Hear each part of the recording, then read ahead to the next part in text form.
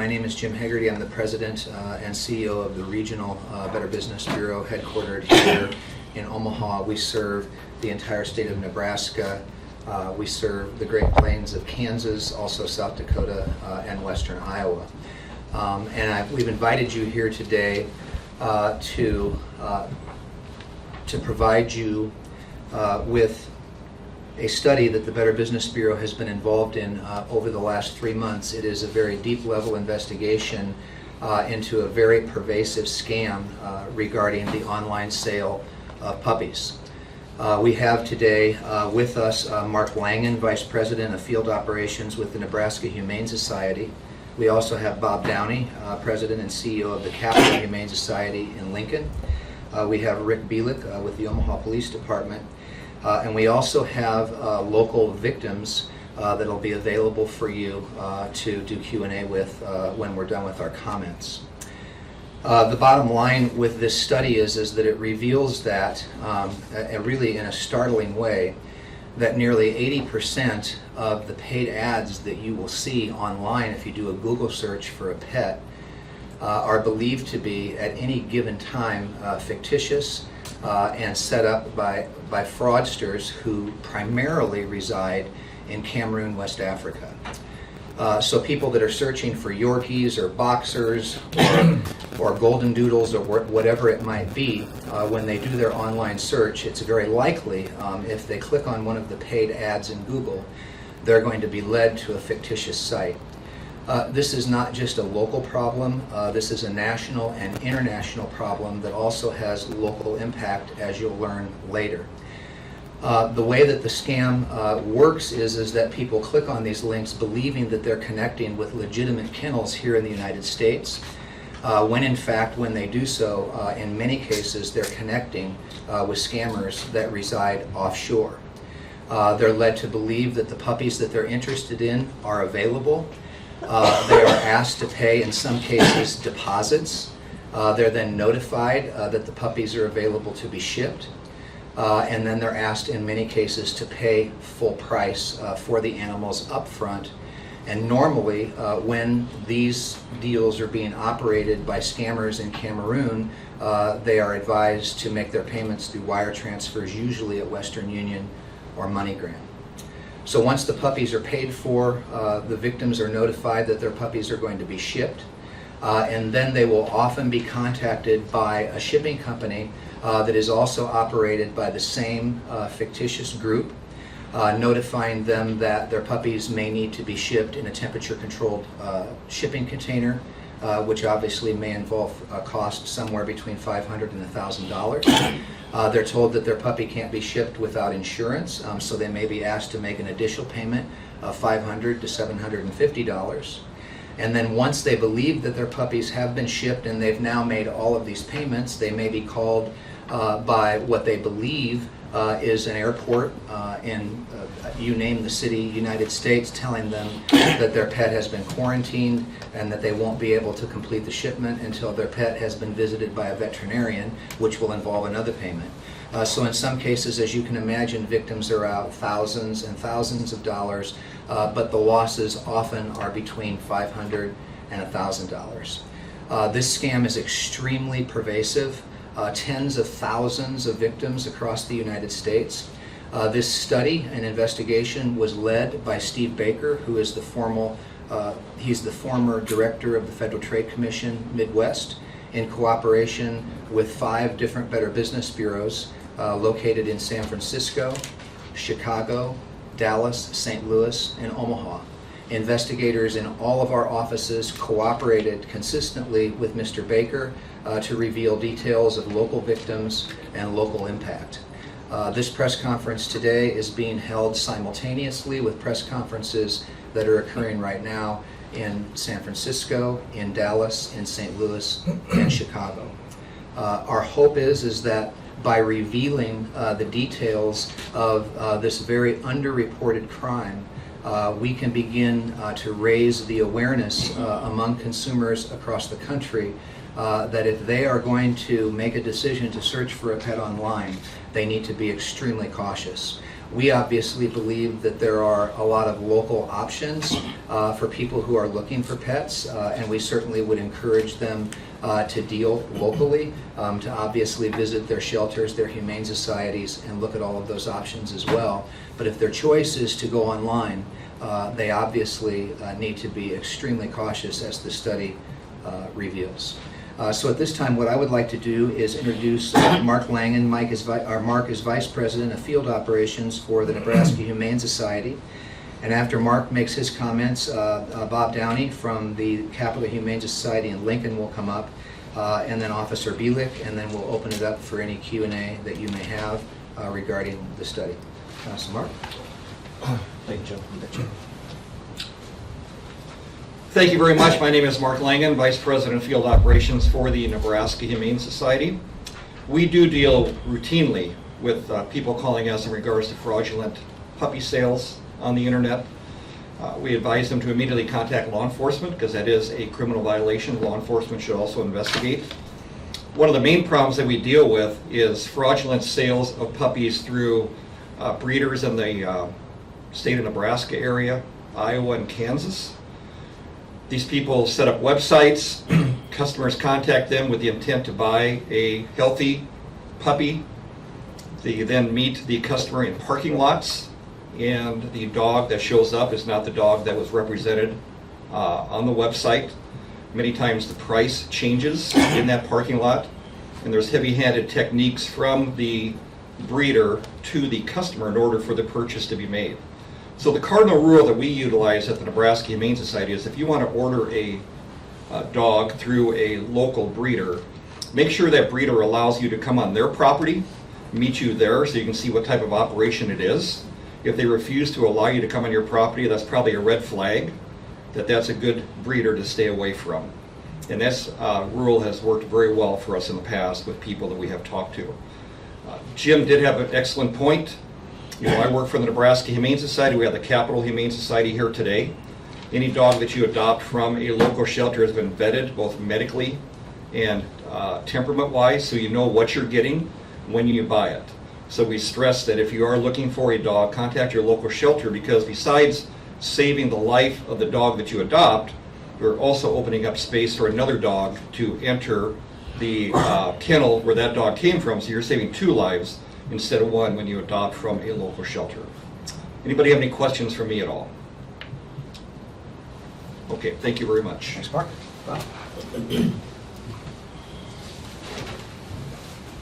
Bob Downey, President, CEO of Capital Humane Society in Lincoln, Nebraska, and have been fortunate to serve in that capacity for over 33 years now. And obviously, I'm very biased about where people get their pets from, and the number one source in my heart is always your local animal shelter, be it Nebraska Humane Society in Omaha, Capital Humane Society in Lincoln. If you just do a Google search for humane societies or animal shelters in the state of Nebraska, you'll find them in Beatrice, in Grand Island, in Kearney, in Hastings, in North Platte, and so on and so forth. These are pets that need homes, and they are not pets that we produced. They are pets that we took in because of overproduction or because people no longer wanted those pets anymore, and they truly are pets that are in need. Another source for folks to look at for acquiring pets is all the rescue groups that are around. And again, if you just Google in rescue groups, Nebraska, Kansas, Missouri, Iowa, you will find numerous rescue groups. A lot of the rescue groups are somewhat breed specific, so if you're looking, for instance, for a boxer, my favorite dog, you can find boxer rescue groups and go to help those pets.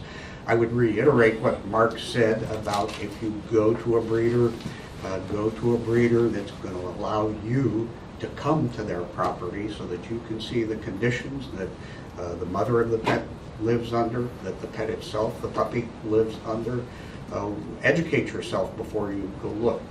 If you see runny eyes and runny noses, and you see dingy coats and matted with feces and so on and so forth, if you purchase a puppy from a source like that, you're probably going to end up with some medical issues that you're going to have to deal with the puppy. look for the bright, clear eyes and a very perky pet and a nice, clean coat and conditions that the pet lived under that allowed it to thrive and so on and so forth. Look at how social the pet is with people, or is it an animal that goes to a corner and crouches and hides? You want to look for all of those types of things.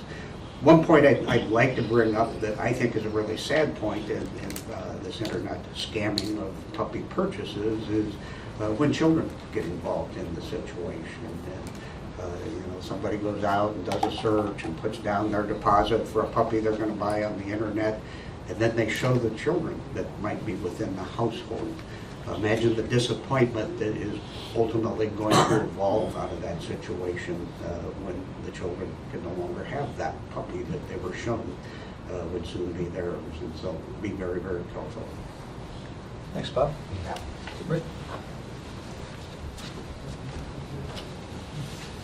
Hi, I'm Rick Bielik with the Omaha Police Department's Fraud Unit. I just wanted to illustrate the importance of reporting these crimes. As Jim was saying, with the study, it revealed that a lot of these crimes over the internet occur offshores. We do run into jurisdictional issues with that, but we need to have these crimes reported to us so we know what we're looking for. We can often give the reporting party or the victim additional resources to call. With it being on the internet, we can tell them to call the Internet Crime Center for the FBI. We can tell them to call the BBB's scam tracker. That all those little pieces together creates a larger picture for us to be able to investigate these crimes. We just need the information to be able to do that. So I just wanted to illustrate the importance of reporting these crimes to your local law enforcement. Thank you. Also, we've discovered in the study that many of the images that folks see when they go to Google to do a search for whatever pet they might be looking for, if they would copy that image into Google and then do a search of the image, what they'll discover is that that same image may be showing up on 20 or 30 different websites. So it's obviously impossible for that same identical puppy to be available in 30 different places. The other thing that can be done is that you can simply take a phrase. So very cute puppies, super strong bloodline. You can Google that phrase and you'll see that phrase being mimicked on sites all over the United States, all over the country. Those are tip-offs to the rip-off that you are probably dealing with the individuals that are operating out of Cameroon. It's inexplicable to us why these scams originate where they do. Obviously, Nigeria has always been known as a hotbed for scams. Many of the scams that we report to you regularly originate out of that area. For some reason, Cameroon seems to be the hotbed for the origination of these schemes and these scams. And we want people reporting these to our scam tracker. As I said, we are seeing victims piling up across the country on far too fast of a pace. And the thing that we're super concerned about is that this is a massively underreported crime. In many cases, when people are victimized, they feel somewhat embarrassed that they got taken in. And what we want people to understand is there should be no embarrassment.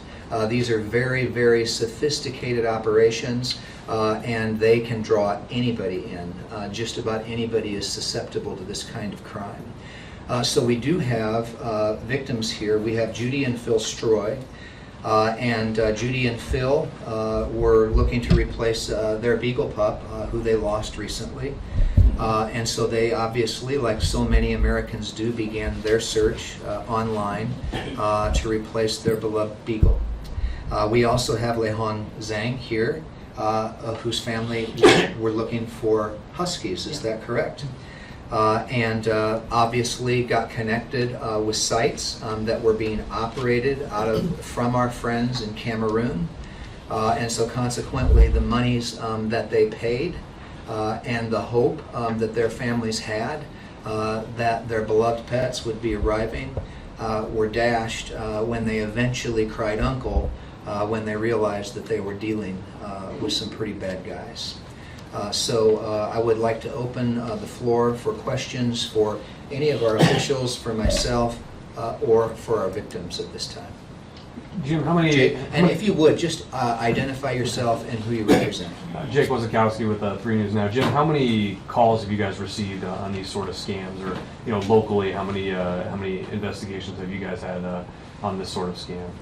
Right. So our scam tracker to date, I think we've tracked somewhere in the neighborhood of 900 reports that have been filed with the BBB scam tracker. The problem is that very seldom are victims willing to be contacted or interact with the media. And in many cases, they do not want their identities revealed because they feel badly, obviously, about what's occurred. The Federal Trade Commission tells us that the complaints are now in the tens of thousands over the last few years related to this scam, which is really the action that we saw starting to occur on Scam Tracker, and the frequency that we began to see with local victims being impacted is what generated our interest in conducting this national investigation, which we've been involved in now for the past 3 months.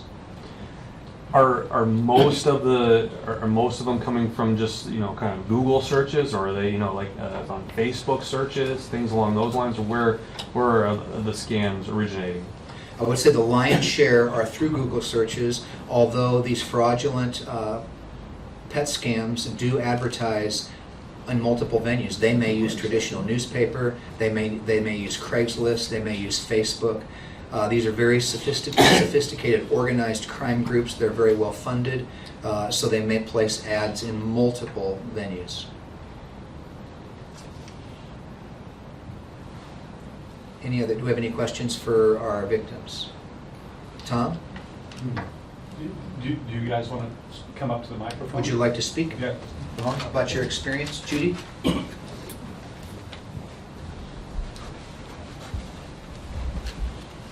Okay, you have a question, or you just want me to tell you If you what could just happened? tell us your story. Okay, basically what happened was we lost our beagle several weeks ago, and after a couple of weeks decided it was pretty lonesome in the house without him, or without having a dog around. So we started an internet search looking for new beagles, and actually our search was beagle puppies. We started in Nebraska, but even though I started with Nebraska, Missouri, Iowa, Kansas, the pup that we went to purchase was from Dallas, Texas. And, it was a cheaper price, free shipping, because there was a coupon for free shipping. And the gentleman called me once I made the internet, contact information. He called to see which puppy we were interested in, because he had 4 or 5 of them for sale, and told him which one we were interested in. Yeah, I still have the puppy. So then he requested us to send the money by MoneyGram, which we did. And before I went to Walmart with the MoneyGram, I called Walmart and I said, now if we send a MoneyGram, because we'd never done that before, are the funds guaranteed if something happens and the transaction fails? And they said, yes, you will get your money back. So then we went to Walmart, sent the MoneyGram, took the instructions as to where it was to go in Dallas, and again asked the question, are the funds guaranteed? Yes, they are. If you don't get your product, you'll get your money back. The next day, I received the shipping instructions for the puppy, and they requested another $750 for pet insurance for the puppy, and it's like, whoa, red flag. This isn't working. So I refused to pay the pet insurance. I talked with the supposedly shipping company, and the owner kept emailing me saying, please send this money, and I said, no, I refuse to send you another penny. I'm not paying the pet insurance. So then we went to Walmart to get our money back, and Walmart said, well, we can't refund your money because the money's already been picked up on the other end. So that's when we started contacting some other people to see what we could do about the money we got scammed out of. How much did you get scammed out of altogether? $400. But you saw something coming up and you were smart enough to say, Stop at that point. that's the end of it. Well, there's Yes. 750, you know. Yeah, when they requested more money, said, no, we aren't doing this. And of course, I got an email from the gentleman saying, oh, I've had a stressful day, my daughter's gonna have an accident, and I had all this stress, and now this, please just send the money. It's like, nope, ain't happening. And then, after that, any type of email or phone call, he refused to answer. No reply, no. Did you search for another dog and get another dog? We did. And actually, we found a puppy in Missouri that we're gonna pick up here in a couple of weeks. And that was another point with this dog. This dog was ready to be delivered now, you know, and not later on. But the puppy we found, a friend dealt with that those same kennels and was very happy with her purchase, so we put a deposit on a puppy. It seems like a very easy thing to happen Oh, because yeah. the process looked pretty legitimate until that point. It did, and the puppy that we picked out, it, you know, the definition of the puppy met the personality of a puppy that we were looking for, plus, like I said, it was the correct age that we could get it, you know, a week or so ago, and Why did you decide to shop online versus go to the pound to one of the other I had called both humane societies to see if they had any beagle puppies available, and at that point, they did not have. So that was where I started. You search the paper too. Yes, I mean, sometimes if you want a specific breed, it's difficult to get because, like Shih Tzus, for example, I know are very hard to get because Yeah. I had to go somewhere in Kansas to look for my daughter. But what are you going to do differently when you go to Missouri? What are you going to look for? Did you get some tips today that are going to help you in your search when you go to pick up the new puppy? I definitely did. What to look for as far as health issues. Of course, we are going directly to this lady's place to pick up the puppy. So I would say definitely great advice for everybody. And what I did after this all fell through, I went onto this petscam.com, reported both the website and the shipping company, and, you know, did some more looking, and it's like, man, this website looks fictitious, this one looks fictitious, you know. There's certain things that just aren't right, misspelled words, the way they've worded a sentence. There's all kinds of flags out there if you know what you're looking for or are suspicious. Were there, on the one that you got scammed on that website, were there any pictures of a facility at all there? You know, there was not. There was pictures of the puppies and they looked like they were all taken inside a house, inside like the living room or something like that. So, yeah, there was no pictures of like the yard or the kennel or anything Well, like that. We have the pictures of the puppies with us, don't you? No, I You don't gonna bring that today. home? Okay. And I did look up the internet address of the address the guy gave me in Dallas, and it looked like a personal home. Of course, you could only see the front of the home, so you couldn't tell if there was a kennel out back. Did the person that you talked to have an accent? Yes, he did. So there's a chance that that person wasn't even in Yes, Dallas, and they had a mule pick up the money. Maybe a detective can talk about how this money gets transferred. Sure. You want me to? Sure. Sure. I'm sure somebody picked it up and show, Yeah. but he had to show ID though. Right, and a lot of the times we'll find out, these scams kind of work off the back of other scams. So a lot of the times these money mules will be just regular people that are also being scammed. What'll happen is they'll respond to a Craigslist ad for being a reshipping clerk or a payroll clerk for a company that they think is legitimate. They'll respond to that ad, say, I would like to work for you, and they'll get instructions, okay, go down to your local Walmart, pick this money up for us, and then you send it to Cameroon at this particular address, and they think they're doing a legitimate job that they're getting paid for. When in fact, they're really, what they're doing is technically illegal because they're being a money mule, but they're also being scammed. So it's it's like I said, we usually find that these scams work on top of other scams. So are they using their own ID to pick this up and Absolutely. then transfer it over? Absolutely, because I mean, if you were told that you were going to get this beagle from Dallas and then they gave you a shipping address to Cameroon, well, there's no way I'm going to send money to Yeah. Cameroon, so Yeah. that doesn't make a lot of sense to me. But if I'm getting it from Dallas and I'm sending it to Dallas, well, there should be somebody that could go knock on a door and say, "Why'd you pick this money up?" Well, that's why they kind of build these scams on And top then of each other. They need an address and an ID to show it there, to that address and to Correct. that person. Correct, exactly. What is or can be done to stop these kind of scams? Reporting is the best way. A lot of the times with these offshore type of things, we need to get our federal partners involved.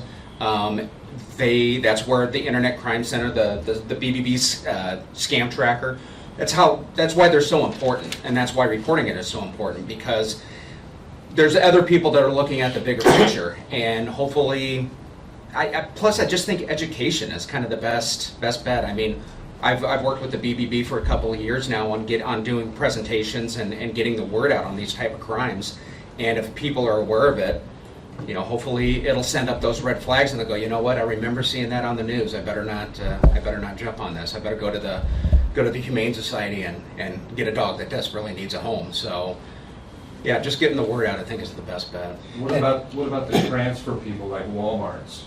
I mean, you can't, unless you get something in writing from Walmart saying your money's guaranteed when you get product, you're going to be out. But I'm sure Walmart doesn't want their name associated with, you know, kind of crimes. They probably don't want the bad press either.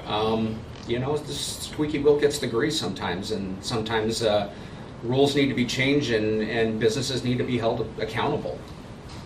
I don't know what the best way to answer that would be. And there's nothing these folks can do to get their $400 from Walmart since they allegedly guaranteed it. Well, yeah, I mean, I'm sure that they're going to be like that wasn't policy, and then probably the employees probably going to take the brunt of that. Yeah. That's what's going to Problem. happen. Yeah, they maybe just didn't educate their employees well enough on what their policies were. Well, that's why I told us stores manager, you need to educate your employees better than if you're not going to stand behind Right, us. right. Get everyone Oh, no, they online get- and make it. oh, Yeah. yeah. Thank you. Well, would you like to tell your story? Okay. Hi, I try to. Would you give your name? My name is Yan Hong Zhang. It will be my first time to have a dog here, and I want to get a dog for my son and to myself too. So husky, and then I use Google to search and found the website huskyhaven.com, and they have a lot like lovely pictures.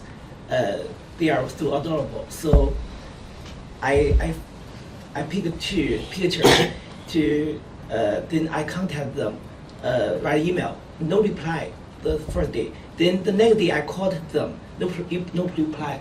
Then the next day they call me. So they said, you know, are you sure you want to buy a puppy? I said yes. They said, can you introduce your family? I want to make sure my babies, you know, the dog, the big puppies, will to the good family. So I introduced myself, my wife, and my son, you know. Then they told me, oh, it's good, so I can sell the puppy to you. Then he asked me to pick which one I would like to buy. I picked 2 pictures. I said, let me decide. Then he said, you can take both. Then I asked him, my problem. I said, if I take both, you know, there's some like discount. He said, if you take both, you know, the shipping fee will be waived. I said, good, the shipping fee is $200 and the puppy is $600. So I said, oh, good, if for one is $800 and 2 is like $1,200. Then I said, okay, I buy 2.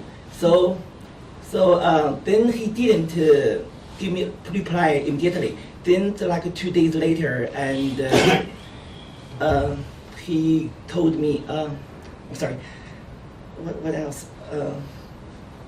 2 days later,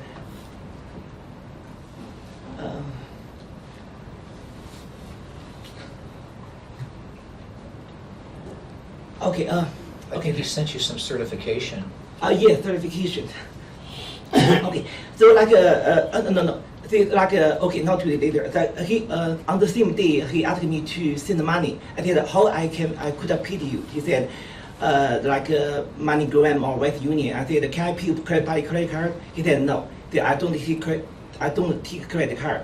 Actually, the person is like with very broken English because I moved from Texas, so I thought the immigrants they have like a extra accent like me, and they have broken English. I think it's understandable. So they said if you paid me the money by MoneyGram, I can send you the puppy the next day. I said okay. So I went to the Walmart and then to send the money. $1,200, and then the next day he didn't reply me. He said, I said, when you ship the puppy, he said, on Sunday I will go to church, and then I will send you the certificate to sign in. Then 2 days later, like he sent me the certificate. Actually, right now it looks very fake. The address is fake, and the name is fake, and everything. So I said, you didn't specify the color, the gender, how many. He said, oh, it's fine. Because it's my first time, I said, okay, I sign in with my digital signature and send to them. And then she said, okay, I will ship the puppy. Then he told me, he delivered the puppy to the shipping company. Then 10 days later, I received an email from the shipping company, a very fake. He said, the company said, you need to rent 2 digital crates for 2 puppies, or you can buy 2 digital crates for $4,000. If you rent $3,000, because money is too big for me. I said, no. And then I called the owner, said, this is not right. I need to get more information. He said, the puppy, if shipping the condition is not good for them. So I cannot allow my puppy, like in good condition to be shipped to you, to your house. I said, this is too big. I don't think this is right. And they said, okay, I can pay the rental $200 for $2,000 for you. You just pay $1,000. Now I realize it's fake, Then I stopped. Yeah, like that. So what would you tell other people, that maybe looking for puppies? What did you kind of learn? What would you tell them about just being aware of what they're I think doing? it's better to check with the ATC website. This is better, and then you need to see the puppy in person, and then you never ever send money via MoneyGram or Western Union. You cannot get the money back, no matter how. So, like that. Did you get a dog? Yeah, I with that with the local breeder. So how much were you all together on this scam? 1,200. 1,200. 200. Thank you. Thank you.